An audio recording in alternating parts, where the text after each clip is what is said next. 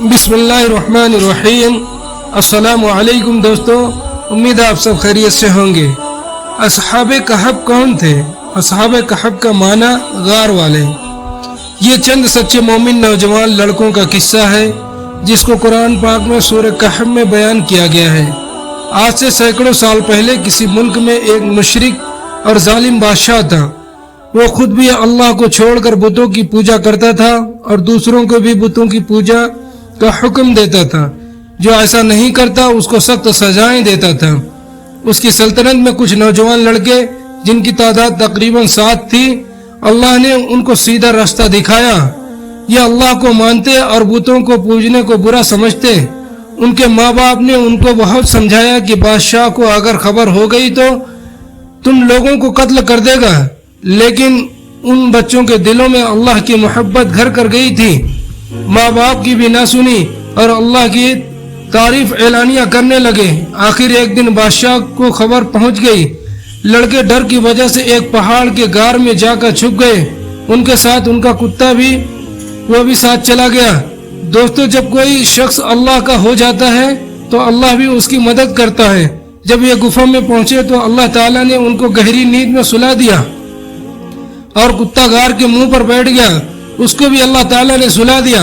اللہ تعالیٰ نے اپنی نشانی اور لوگوں کو اپنی قدرت دکھانے کے لیے ان 7 لوگوں کو 300 سال تک سلائے رکھا۔ اس عرصے میں پتہ نہیں کتنے بادشاہ ختم ہو گئے، زمانہ بدل گیا، لوگ بدل گئے۔ 300 سال بعد اللہ نے ان کو تھوڑی دیر کے لیے جگایا۔ ان لڑکوں کو ایسا لگ رہا تھا کہ وہ جیسے ابھی سوئے ہیں۔ انہوں نے دیکھا کہ سب چیزیں اسی طرح موجود ہیں جس طرح وہ سوئے تھے۔ کتا بھی اسی طرح گفا کے منہ پر بیٹھا ہوا تھا۔ ان کو بھوک لگی تو انہوں نے اپنے کچھ ساتھیوں کو سکے دیے، چھپ چھپا کر کسی طرح بازار میں جا کر کچھ کھانا لے آئے۔ جب یہ ساتھی بازار گئے تو وہاں کی ہر چیز بدلی ہوئی نظر آئی۔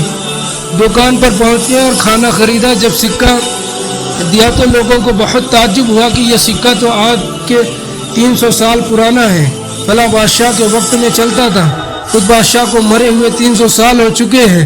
لوگوں کو شک ہونے لگا کہ کہیں کوئی خزانہ تو ان کو ہاتھ نہیں لگا، اور پھر آہستہ آہستہ یہ بات اس وقت کے بادشاہ کو پہنچ گئی۔ یہ بادشاہ بہت ہی ایماندار تھا اور اللہ کو روز قیامت کو مانتا تھا۔ اس نے ان لڑکوں کو اپنے دربار میں بلایا اور سارا قصہ سنا۔